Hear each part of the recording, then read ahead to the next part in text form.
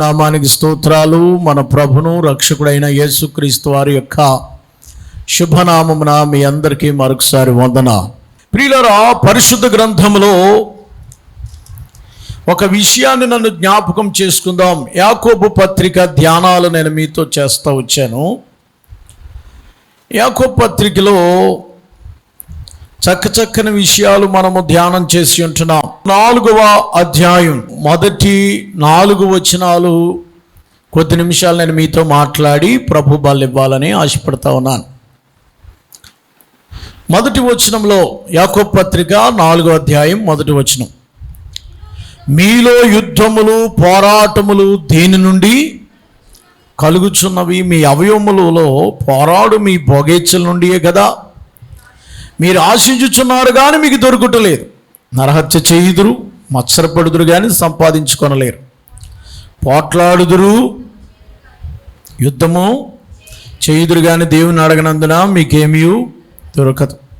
మీరు అడిగినను మీరు భోగాల నిమిత్తమై వినియోగించుటకు దురుద్దేశముతో అడుగుదురు కనుక మీకేమీ దొరకటలేదు. వ్యభిచారులారా, ఈ లోక స్నేహము దేవునితో వైరమని మీరు ఎరగరా? కాబట్టి ఎవడు ఈ లోకమును స్నేహము చేయగోరునో వాడు దేవుని దృష్టికి దేవునికి ఏమవుతాడంట? ఆయన శత్రువు అవుతాడట. దేవునికి స్తోత్రం. ప్రియులారా, పరిశుద్ధ గ్రంథంలో జేమ్స్ యేసుక్రీస్తు ప్రభు వారి యొక్క సహోదరుడైనటువంటి యాకోబు ఏం చెప్తున్నాడంటే, మీకు యుద్ధాలు వస్తున్నాయి, వార్ ఫైటింగ్స్, పోరాటాలు, కాన్ఫ్లిక్ట్స్. యుద్ధములు ఎందుకు జరుగుతున్నాయి? ఇజ్రాయెల్ దేశానికి గాజాకు సిరియాకు మధ్య యుద్ధం జరుగుతుంది. ఇప్పుడు ఉక్రెయిన్కి రష్యాకి సంవత్సరంన్నర నుంచి జరుగుతుంది. ఇలా రకరకాల యుద్ధాలు ప్రపంచవ్యాప్తంగా. యుద్ధం అనేది మానవ జీవితంలో ఒక భాగం అయిపోయింది. యుద్ధాలు దేశాలకి మధ్యన యుద్ధము, రాష్ట్రానికి మధ్యన యుద్ధము, తర్వాత కుటుంబానికి మధ్యన యుద్ధము. ఇలా చెప్పుకుంటూ వెళ్ళిపోతే చాలా యుద్ధాలు జరుగుతూ ఉన్నాయి. భార్యాభర్తల మధ్యన యుద్ధము, అన్నదమ్ముల మధ్యన యుద్ధము, అక్క చెల్లెండ్రుల మధ్యన యుద్ధము. ఎక్కడ చూసినా యుద్ధాలకి కారణం ఏమిటి? మీలో యుద్ధములు పోరాటాలు దేని నుండి కలుగుచున్నవి? మర్డర్స్ జరుగుతున్నాయి. ఒకరినొకరు చంపుకోవడాలు, ఒకరినొకరు పొడుచుకోవడం. ఎందుకు ఇవన్నీ కూడా? పర్సనల్ గ్రాటిఫికేషన్ జరుగుతుంది. వ్యక్తిగత కక్షలు, వ్యక్తిగత పోరాటాలు మానవ జీవితాన్ని ఎంతగానో కృంగదీస్తున్నాయి. కారణం ఏంటంటే సెల్ఫిషియల్ అంబిషన్స్. సెల్ఫ్ అంటే స్వాతిశయం. ఎందుకు కలుగుతున్నాయంటే మనలో ఎవరు పడితే వాళ్ళు స్వార్థము. సెల్ఫ్ అంటే వ్యక్తిగత స్వార్థం. ఎందుకు యుద్ధాలు వస్తున్నాయి? వ్యక్తిగతంగా స్వార్థప్రియులుగా ఉంటున్నారు జనులు. ఒకరికొకరు కొట్లాడుకుంటున్నారు, ఒకరికొకరు అన్యాయంగా ఉంటున్నారు. ప్రియులారా, ఈ కాన్ఫ్లిక్ట్ అనేది, యుద్ధం అనేది ఎందుకు? ప్రతి ఇంట్లో పోరాటం. కాన్ఫ్లిక్ట్ అంటే పోరాటాలు జరుగుతున్నాయి. ప్రియ దేవుని బిడ్డలారా, మొదటి కారణం ఏంటంటే మన యొక్క దురాశలు, సెల్ఫిష్ ప్లెజర్స్, ఈవిల్ ప్లెజర్స్. అంటే దురాశల వల్లనే ఇవన్నీ జరుగుతున్నాయి. అదే అంటున్నాడు, మీ అవయవంలో పోరాడు మీ భోగేచ్ఛల నుండియే కదా. మన భోగాల నిమిత్తమే ఇవి జరుగుతున్నాయి తప్ప మరొకటి కాదు. భోగేచ్ఛలు. మనం ఏం కోరుకుంటున్నామంటే ఎఫెసీయులకు రాసిన పత్రికలో 2వ అధ్యాయం 3వ వచనం చూడండి. మనుషుని యొక్క కోరికలు ఎలాంటివి? ఎఫెసీయులకు రాసిన పత్రిక 2వ అధ్యాయం 3వ వచనం చదవండి. వారితో కలిసి మనమందరమును శరీరము యొక్కయు మనస్సు యొక్కయు కోరికలను నెరవేర్చుకొనుచు మన శరీరాశలను అనుసరించి మునుపు ప్రవర్తించుచు కడమవారి వలనే స్వభావ సిద్ధముగా దైవోగ్రతకు పాత్రులమైంటిమి. శరీర కోరికలు మానవ జీవితాన్ని, సెల్ఫిష్ అంటే శరీరాశలు. పోరాటాలు ఎందుకు వస్తున్నాయంటే 3 కారణాలు నేను చెప్పి నా వర్తమానాన్ని ముందుకు తీసుకెళ్తాను. మొదటిది ఏంటనంటే అన్కంట్రోలబుల్ డిజైర్స్, అంటే అపరిమితమైన కోరికలు, కంట్రోల్ చేసుకోలేనటువంటి కోరికలు, పోరాటం కారణం. రెండవది అన్ఫుల్ఫిల్మెంట్ డిజైర్స్, అంటే ఆశపడ్డాం కానీ ఆ కోరిక తీరలేదు, అప్పుడు పోరాటాలు వస్తాయి. ఒకటేమో దురాశలు, భోగేచ్ఛలు, అదే కదా 2-3 వచనాలు రాశాడు, 4వ అధ్యాయం 2-3 వచనాల్లో. ఒకటేమో దురాశలు, అన్కంట్రోలబుల్ డిజైర్స్, అంటే కంట్రోల్ చేసుకోలేనటువంటి కోరికలు. రెండవది నెరవేరని కోరికలు, అన్ఫుల్ఫిల్మెంట్ డిజైర్స్. మూడవది ఎందుకు పోరాటాలు వస్తున్నాయంటే అవి ఎప్పుడైతే తీరలేదో ఫస్ట్రేషన్ అంటారు కదా, ఇగోనెస్, ఫ్రస్ట్రేషన్ వచ్చేసి ఇంకా మనకు అక్కడి నుంచి గొడవలు ప్రారంభమవుతాయి అన్నమాట.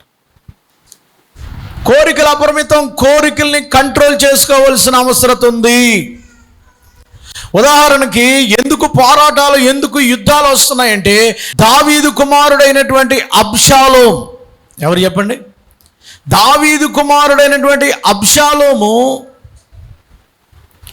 ఏం కోరుకున్నాడు? రాజవ్వాలని కోరుకున్నాడు. ఎందుకు యుద్ధాలు వస్తున్నాయి? యుద్ధములు కదా. అక్కడ ఏమన్నాడు? మొదటి వచనం ఏమన్నాడండి? 4:1 ఏమన్నాడమ్మా? మీలో యుద్ధములు పోరాటాలు ఎందుకు వస్తున్నాయి? తండ్రి మీద కుమారుడు తిరగబడ్డాడు. ఏంటంటే ఇది ఇక్కడ మీరు చూసినట్లయితే నేను మా నాన్నగారి ముందు రాజు అయిపోవాలి, అది అతని కోరిక. ఈ కోరిక కోసం యుద్ధాలు వచ్చినాయి. తండ్రిని తరమడానికి కొరకు అతడు ప్లానింగ్ చేశాడు. తండ్రిని తరమడానికి కొరకు అతడు, నాన్నగారు నేను హెబ్రోన్కి వెళ్ళి అక్కడ బలిస్తానని చెప్పి, ఈయన యెరూషలేములో ఉంటే ఆయన హెబ్రోన్కి వెళ్ళి అక్కడ బోర ఊది ఏం చేశాడమ్మా? నేను యువరాజుని, ప్రిన్స్ని అని బోర ఊదించుకున్నాడు. ప్రియారు, అక్కడ యుద్ధాలు వచ్చినాయి. నేనేమంటున్నానంటే కోరికలు, అపరిమితమైన కోరికలు, దేవుడిచ్చే వరకు, దేవుడు చేసే వరకు వెయిట్ చేయము. ఎందుకు యుద్ధాలు వస్తున్నాయి మన ఇళ్లలో? ఎందుకు గొడవలు వస్తున్నాయి? ఎందుకు సమస్యలు వస్తున్నాయి అంటే మన క్లస్టర్స్ డిజైర్స్, అంటే దుష్ట కోరికలు, దురాశలు, భోగేచ్ఛలు. లస్ట్రస్ అంటే భోగేచ్ఛలు, భోగ ఇచ్చలు అంటే కోరిక. లస్ట్రస్ డిజైర్స్ అంటే భోగేచ్ఛల నిమిత్తం అడుగుతున్న అతను రాజార్గం కావాలని కోరుకుని దావీదు మీద తిరగబడ్డాడు. యుద్ధం వచ్చేసింది. యుద్ధంలో ఎవరు చచ్చిపోయారండి? దావీదుకిని అబ్షాలోముకి యుద్ధం వచ్చింది. యుద్ధంలో ఎవరు చనిపోయారు చెప్పండి మరి? కొడుకు చచ్చిపోయాడు. ఇంకొకటి జరిగింది, అబ్షాలోముకి సలహా ఇచ్చేవాడు ఎవరు? అహీతోపెలు అనేవాడు. అహీతోపెలు అనేవాడు ఒక సలహా ఇచ్చాడు. మీ నాన్నగారు చాలా యుద్ధ నేర్పరి కాబట్టి మీ నాన్నగారితో మనం డైరెక్ట్గా యుద్ధం చేద్దాం, అందరినీ కాదని సలహా ఇచ్చాడు. ఆ సలహాని ఇంకొక ఆయన చెడగొట్టాడు. అందుకని అహీతోపెలు కూడా తన ఫుల్ఫిల్ కానటువంటి, అంటే తన కోరిక నెరవేరలేదని, అతని సలహాను అబ్షాలోము తీసుకోలేదని ఉరెట్టుకు చచ్చిపోయాడు అహీతోపెలు. అహీతోపెలు యొక్క సలహా నెరవేరలేదు. రాజుల గ్రంథం చదువుకోండి, సమూయేలు గ్రంథం, మొదటి సమూయేలు గ్రంథం మీరు చదువుకుంటే ఈ విషయాలన్నీ మీకు అర్థమవుతాయి. 2వ సమూయేలు గ్రంథం మీరు చదువుకోండి. ప్రియులారా, ఎందుకు ఈ మాటలు చెప్తానంటే నెరవేరనటువంటి కోరికలు. ఒకటేమో అన్కంట్రోలబుల్ డిజైర్స్, రాజు అయిపోవటం అనేది. ఇంకొక అన్కంట్రోలబుల్ డిజైర్ చెప్తాను చూడండి. రాజు కొడుకైనటువంటి అమ్నోను, మీకు తెలుసా అమ్నోను? ఎవరు కొడుకైనా? దావీదు కొడుకు పేరు అమ్నోను. అమ్నోనుకి ఎలాంటి దుర్బుద్ధ భోగేచ్ఛలు ఎలా పుట్టాయంటే, దురాశ ఎలా పుట్టిందంటే అబ్షాలోము చెల్లెలైనటువంటి తామారును మోగించాడు. వరుసకి చెల్లి, తండ్రి కూతురే. నెరవేరనటువంటి కోరికలు అవి. నిజానికి ఆ భోగేచ్ఛలు, ఆ దుర్హత్యల వలనే మీలో ఏమొస్తున్నాయండి? నరహత్యలు. నరహత్యలు రావడానికి కారణం అదే. అమ్నోను తన చెల్లిని మోహించి మంచం పట్టేసి ఈ దుర్మార్గుడి యొక్క సలహా విని ఏం చేశాడమ్మా? తన చెల్లి మీద మోహించి. 2వ సమూయేలు గ్రంథము 13వ అధ్యాయం 1వ వచనంలో మీరు చూస్తే ఆ విషయం రాయబడి ఉంటుంది. 2వ సమూయేలు గ్రంథము 13వ అధ్యాయము 1వ వచనములో తామారు అను ఒక సహోదరి, సుందరయుతకు సహోదరి దావీదు కుమారుడు అమ్నోను ఆమెను మోహించెను. తనను బట్టి చింతాక్రాంతుడై తప్పుడు నెరవేరులు చూసి తామారును మోగించి అతనితో యోహానాదాబును రోగైనట్టు నటించమని తప్పుడు సలహాలు, కోరిక నెరవేరట్లేదని తప్పుడు సలహాలని చివరికి తన చెల్లి వంటకాలు తిని తాను జీవితాన్ని నాశనం చేయాలనుకున్నాడు. ప్రియులారా, అదే అధ్యాయంలో మీరు చూసినట్లయితే అమ్నోనుని చంపేశాడు. ఈ 32వ వచనం చూడు. 32వ వచనం, దావీదు సహోదరుడైన సిమ్యోనుకు పుట్టిన యెహోనాదాబు దీనిని చూచి రాజకుమారులైన యవ్వనులందరినీ చంపిరి, నా ఏలినవాడును తలంచొద్దు, అమ్నోను మాత్రమే. ఎందుకు నరహత్యలు వస్తున్నాయి? ఎందుకు యుద్ధాలు వస్తున్నాయి? భోగేచ్ఛలు. చాలామందికి భోగేచ్ఛలు. చాలామందికి ఎందుకు భార్యాభర్తల మధ్య గొడవలు వస్తున్నాయి? ఎందుకనంటే భర్తతో సంతృప్తి పడక, భార్యతో సంతృప్తి పడక వేరే అక్రమ సంబంధాలు పెట్టుకోవటం వల్ల నరహత్యలు వెళ్ళిపోతున్నాయి. వేళ యాకోబు పత్రిక 4వ అధ్యాయం 2వ వచనం, అది ముయ్యొద్దు, మనం అక్కడే ఉండాలా. యాకోబు పత్రిక 4వ అధ్యాయం 2వ వచనంలో ఏం చెప్తున్నాడు అక్కడ? మీరు ఆశించుచున్నారు కానీ మీకు దొరకట్లేదు, నరహత్య చెయ్యుదురు. నరహత్యలు చేస్తున్నారు, మత్సర పడుతున్నారు, కానీ సంపాదించుకోలేరు. అమ్నోను చెల్లిని పాడు చేశాడని ఉద్దేశంతో అబ్షాలోము ఏం చేశాడంటే, నాన్నగారు ఒకసారి భోజనానికి రమ్మనండి, మన పిల్లలందరూ 70 మంది పిల్లలు కదా, అందరికీ భోజనాలు పెడుతున్నానని చెప్పి తీసుకెళ్ళి ఎవడైతే చెల్లిని పాడు చేశాడో అందరూ భోజనం చేస్తుండగా సరిగ్గా చూసి చంపేశాడు. నరహత్యలు ఎందుకు వస్తున్నాయి? భోగేచ్ఛలు. పిల్లలారా, చదువుకోవలసిన సమయంలో చదువుకోకుండా దురాశలకు వెళ్ళిపోతున్నారు, భోగాల మీదకి వెళ్ళిపోతున్నారు. భోగాలంటే ఏంటి? భోగాలంటే ఏంటి? అవసరాలంటే ఏంటి? అమ్మ మనకు అది తెలియాలి. భోగాలంటే ఏంటి? చదువుకున్న కుర్రోడికి చదువుకోవటం మంచిది, పని చేసుకున్నవాడు పని చేసుకోవాలి. భోగాల మీదకి వెళ్తున్నాడంటే ఎవరో అమ్మాయిల వైపు అబ్బాయిల వైపు తిరగటం, సైట్లు వేసుకోవడం, చాటింగ్లు చేసుకోవడం, ఎంటర్టైన్మెంట్ కోసం తిరగటం భోగాలవి. వివాహం అయిన తర్వాత భర్తతో కాకుండా, భార్యతో కాకుండా వ్యతిరేక సంబంధం పెట్టుకునేది భోగం. అది ధనాపేక్ష సమస్త కీడులకు మూలము. డబ్బు సంపాదించుకోవడానికి కొరకు, భోగాల కొరకు. భోగాలంటే ఏంటి? విలాసవంతమైన జీవితం, లగ్జరీ కారు కొనుక్కోవడానికి కొరకు, లగ్జరీ ఇల్లు కొనుక్కోవడానికి కొరకు, లగ్జరీ మెయింటెనెన్స్ కొరకు, లగ్జరీ తిండి కొరకు ఈవేళ పోరాటాలు జరుగుతున్నాయి. ఎందుకు మనుషులు పోరాడుకుంటున్నారు? ఎందుకు మందులు గుద్దులాడుకుంటున్నారు? ఎందుకు ఒక వ్యక్తి మధ్యన గొడవలు వస్తున్నాయంటే కారణం ఏంటంటే విలాసవంతమైన జీవితం. నీ కోరికలే నీ యొక్క జీవితంలో యుద్ధాలకు కారణాలు. నీ కోరికలే నీ జీవితంలో మరణానికి కారణాలు. నీ కోరికలే నీ జీవితంలో శాంతి లేకపోవడం గల కారణం. పోరాటాలు ఎందుకు వల్ల కలుగుతున్నాయి? మీ అవయవాలలో నుంచి. పరిశుద్ధ గ్రంథంలో మన అవయవాలు ఎలాంటివండి? రోమీయులకు రాసిన పత్రిక 6వ అధ్యాయము 12వ వచనం, కాబట్టి శరీర దురాశలకు లోబడినట్లుగా చావునకు లోనైన మీ శరీరమందు పాపముని ఏలకనీయడమ్మ. మన శరీరంలో పాపం ఏలుతుంది. ఎందుకు ఈ కోరికలు వస్తున్నాయంటే పాపము. చదువమ్మా. మరియు మీ అవయవములలో, అమ్మ మన అవయవాల గురించి రాశాడు. ఎక్కడ? యాకోబు పత్రిక 4:1 పోరాటములు యుద్ధములు దేని వల్ల వచ్చుచున్నవి? చదవమ్మా. మీ అవయవములలో 4:1 యాకోబు పత్రిక. అక్కడికి వచ్చి మళ్ళీ ఇక్కడికి రావాలి. మీ అవయవాల్లో ఏమున్నాయి? ఇక్కడ రాశాడు. ఏమున్నాయి భోగేచ్ఛలు? రోమీయులకు రాసిన పత్రిక 6:13 ఉన్నాయి. దుర్నీతి సాధకములకు పాపమును అప్పమడి మృతుల్లో నుండి సజీవులను మిమ్మల్ని మీరు దేవునికే అప్పగించుకుని మీ అవయవములు నీతికి సాధనాలు. మీ అవయవాలు గత కాలంలో దేనికి సాధనాలుగా ఉన్నాయి? కొరింథీయులకు రాసిన పత్రికలో రాశాడు. మన అవయవాలు గతంలో దేనికి సాధనాలుగా ఉన్నాయంటే 6వ అధ్యాయం 9వ వచనం. 6వ అధ్యాయం 9వ వచనం. మొదటి కొరింథీయులకు రాసిన పత్రిక 6వ అధ్యాయం 9వ వచనం. మన అవయవాల్లో ఏమొస్తున్నాయండి? అన్యాయస్తులు దేవుని రాజ్యానికి వారసులు కారు. మీకు తెలియదా?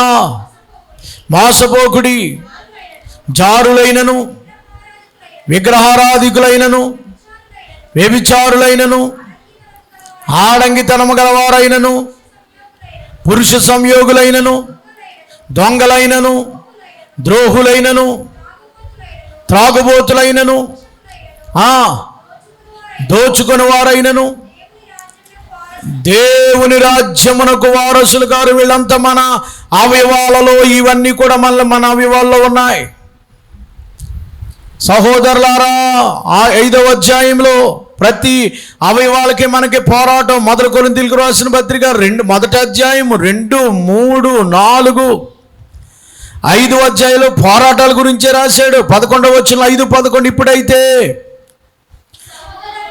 మీరు ఎలాగున్నారో తెలుసా? లోకంలో లోబు కానీ, జారుడు కానీ, లోబు కానీ, విగ్రహాలు కానీ, తిట్టిపోతు కానీ, త్రాగుబోతు కానీ, దోచుకునేవాడు కానీ అయ్యున్న ఎడలా, ఇదంతా లోక సంబంధమైనటువంటి జీవితం.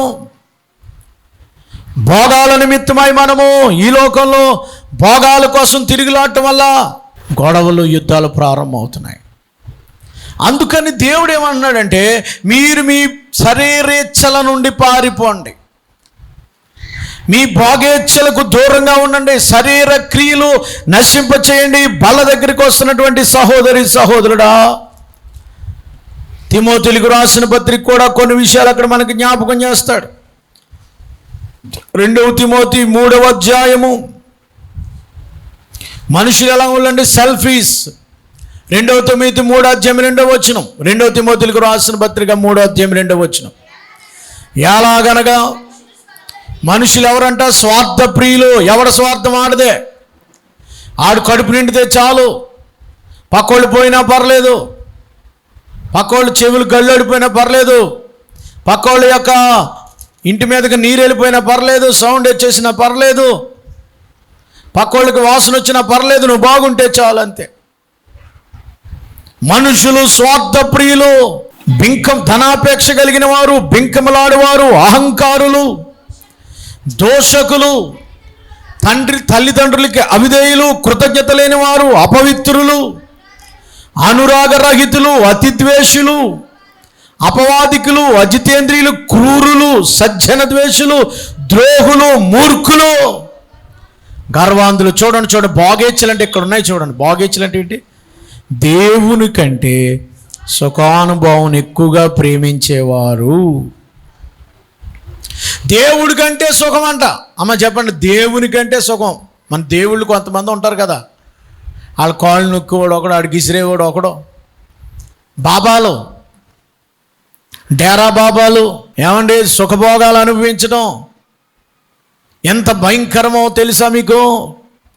దేవుని కంటే సుఖానుభవం. తినుమో, త్రాగమో, సుఖించుమో, సుఖానుభవాలు. భోగేచ్ఛల నుండే మీకు నరహత్యలు వస్తున్నాయి, భోగేచ్ఛల వల్లే మీకు యుద్ధాలు వస్తున్నాయి, భోగేచ్ఛల వల్లే మీరు కాన్ఫ్లిక్ట్, పోరాటాలు వస్తున్నాయి, సెల్ఫీస్, గర్విందులు. ఎందుకు గొడవలు వస్తున్నాయి? ఎందుకు సమస్యలు వస్తున్నాయి ఇళ్లలో? ఎందుకు సమాధానం లేదు మీ ఇంట్లో? ఎందుకు ఒకరినొకరు మరి గొడవలు పడుతున్నారు అంటే కారణం ఏంటంటే భోగేచ్ఛలు. దేవుని కంటే సుఖానుభవం ఎరిగిన వారు పైకి భక్తిగా కనపడుతున్నారు కానీ దాని శక్తిని ఆశ్రయించట్లేదు. ప్రియులారా, భోగాలకి దూరంగా ఉండాలి. క్రైస్తవుడు అనేవాడు దేనికి దూరంగా ఉండాలండి? భోగాలకి. దేవుని కంటే మనం ఏమి ఎరుగుతున్నామండి? సుఖానుభవాన్ని కలిగిన వారుగా ఉంటున్నాం. అందుకనే దేవుడు చెప్తున్నాడు, ఇదిగో ఈ ప్యాసేజ్లో లేదా ఈ 4వ వచనం వరకు మనం ధ్యానం చేస్తున్నట్లయితే, మీరు ఆశించుచున్నారు కానీ మీకు దొరకట్లేదు. యాకోబు పత్రిక 4వ అధ్యాయం 2వ వచనం. మరహత్ చేస్తున్నారు, మత్సరపడుతున్నారు కానీ సంపాదించుకోలేరు, పోట్లాడుతున్నారు, యుద్ధము చేయుదురు కానీ దేవుని అడగనందున మీకేమీ ఎందుకు దొరకట్లేదండి? దేవుణ్ణి అడగట్లేదు మనం. పక్కోడికి బాగుపడుతున్నాడని మత్సరపడుతున్నాం, కానీ ప్రభువా నన్ను బ్లెస్ చేయి. నీ నీడ్స్ కొరకు దేవుని మీటవు, నీ అవసరాల కొరకు దేవుణ్ణి అడుగు. నీ అవసరాలు ఏంటో దేవుని దగ్గరికి వెళ్ళడం మానేసి పక్కోడిని చూసి మత్సరపడతావేంటి? అరే అది పచ్చగా ఉంది, అరే అది మంచిగా ఉంది అని మత్సరపడుతున్నారు మీరు. అందుకనే మీకేమీ దొరకట్లేదు, మీరు అడగక దొరకట్లేదు. ఒకటేమో మీ అవసరాలు ఏంటో, మీకు దేవుడు ఏమి ఇవ్వాలో వీడు దేవుడికి తెలుసు. మళ్ళీ నొక్కి చెప్తున్నాడు యాకోబు, మీ అవసరాల కొరకు అడగండి కానీ పోరాటాలు పడకండి, అక్రమంగా సంపాదించడానికి ప్రయత్నం చేయకండి.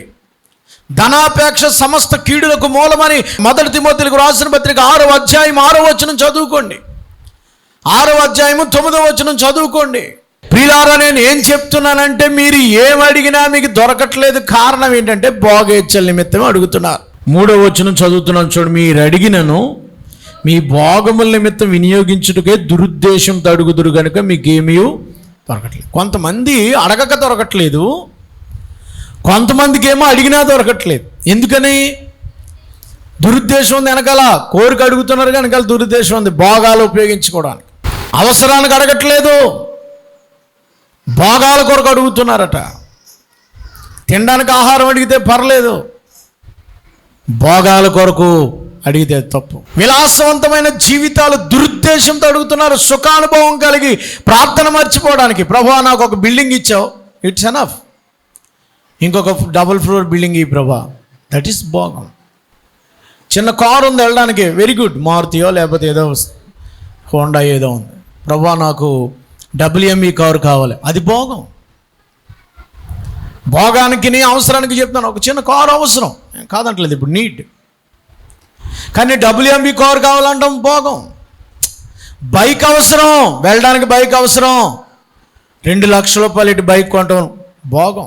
బైక్ అవసరం కాదంటలేదు, కానీ స్పోర్ట్స్ బైక్ కొనటం భోగం. అది నీకు అవసరం కాదు. అది ఇల్లు అవసరం, ఉండడానికి నీడ అవసరం, ఇట్స్ ఎనఫ్.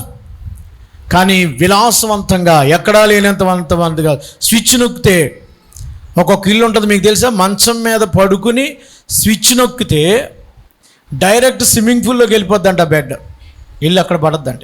పరుపు అవసరం, నెమలి రేఖల మీద పడుకోవాలని కోరుకోవడం భోగం. ఇక్కడ స్విచ్ నొక్కితే నిద్ర లేవలేం కదా, బద్ధకంగా ఉంటుంది, 4-5 అయిపోతుంది. అందుకనే అక్కడ స్విచ్ నొక్కగానే వెళ్ళి స్విమ్మింగ్ పూల్లో పడతా ఉంటాం, అందులో కాసేపు ఆడుకుని లేవటం. ఎంత దారుణం అండి, ఎంత దారుణం. మీరు అడుగుతున్నారు కానీ అమ్మ దేవుడు ఏం చెప్తున్నాడు? మీకు చాలా ఇవ్వట్లేదు. కారణం ఏంటి? ఒక 50,000 జీతం రావాలనుకోవటం అవసరం. నాకు 1,00,000 వస్తే ఆడి మీద ఇంకొక మిట్టి ఎక్కడ చేసేస్తాను నాకు కానీ. ఏమండి అదేమంటారు దాన్ని? భోగం. ఒక మంచి భర్త మీ అమ్మాయికి దొరకాలనుకోవడం మంచిదే, కానీ ఈ ఊళ్ళో వాళ్ళకంటే మా అల్లుడే బాగోడాలనుకోవడం భోగం. మీ అబ్బాయి బాగుపడాలనుకోవడం మంచిదే, కానీ మీ అబ్బాయే బాగుండాలనుకోవడం భోగం. భోగేచ్ఛల నిమిత్తం అడుగుతున్నారు దురుద్దేశములతో. 3వ వచనం, మీరు అడిగిన మీ భోగముల నిమిత్తం వినియోగించుటకే దురుద్దేశములతో అడుగుతున్నారు కనుక మీకేమీ దొరకట్లేదు. 4వ వచనం చెప్పి నేను ముగిస్తానండి. 4వ వచనంలో 2 విషయాలు అక్కడ అర్థమవుతాయి. చూడండి, 4వ వచనం అందరూ తెరిచి చదవండి. యాకోబు పత్రిక 4:4 చదివి ముగిస్తాను. వ్యభిచారునులారా, ఈ లోక స్నేహము దేవునితో వైరమని మీరు ఎరగరా? కాబట్టి ఎవడి లోకముతో స్నేహము చేయగోరునో వాడు దేవునికి శత్రువగును. ఇక్కడ లవ్ వరల్డ్, లోకాన్ని ప్రేమించడమా, దేవుణ్ణి ప్రేమించడం? లవ్ గాడ్, దేవుని ప్రేమించడమా? Or love god or love world? దేన్ని ప్రేమిస్తున్నా నువ్వు? 2 ప్రేమిస్తానంటే కుదరదు. బల్ల దగ్గరికి వస్తున్న సహోదరులారా, ఉంటే నీ హృదయంలో ఎవరుండాలి? దేవుడు ఉండాలి, లేకపోతే లోకం ఉండాలి. ఎందుకని? చదవండి అక్కడ. ఈ లోక స్నేహము దేవునితో వైరమని మీరు ఎరుగరా? లోకాన్ని స్నేహించేవాడు దేవునితో పోరాడుతున్నాడు. ఎవరితో పోరాటం? 3 పోరాటాలు. 1, మన శరీరం మనతోటే పోరాడుతుందమ్మా. అమ్మ గుర్తుపెట్టుకోండి, మన శరీరం మనతో పోరాడుతుంది. 2, మనకి దేవునికి పోరాటం.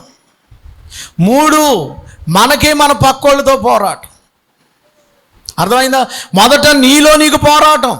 ఆత్మ ఏం చెప్తుందంటే చర్చిలోకి వెళ్ళు, ప్రభు బల తీసుకో, ప్రభు బల తీసుకో అంటది. శరీరం ఏమంటదంటే అవసరం లేదు, కూర్చో, అవసరం లేదు. ఆత్మ ఏం చెప్తుందంటే ప్రార్థన చేయి, ప్రార్థన చేయంటది. శరీరం అంటది అవసరం లేదు, చేసేవాళ్ళు చాలామంది అలా, నీకు అంత పెద్ద బడా ఎందుకు, నీకు కూర్చో. ఆత్మ ఏం చెప్తుందంటే పాట పాడు, పాట పాడు, ఎవరు పాడలేదంటే పాడు అంటది ఆత్మ. శరీరం అంటది పాడేవాళ్ళు చాలామంది, నీకు అంత రాగం రాదులే అంటది. ఎవరెవరికి పోరాటం ఇప్పుడు?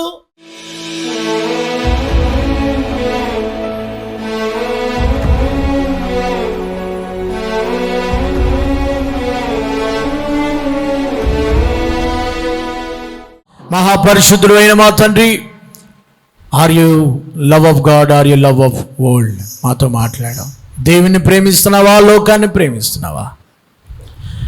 మీలో పోరాటాలు, యుద్ధాలు, నరహత్యలు, మత్సరాలు ఎందుకు వస్తున్నాయంటే మీ భోగేచ్ఛల నిమిత్తం, మీ దురుద్దేశాల నిమిత్తం, మీ శరీరేచ్ఛల నిమిత్తం అన్నావు.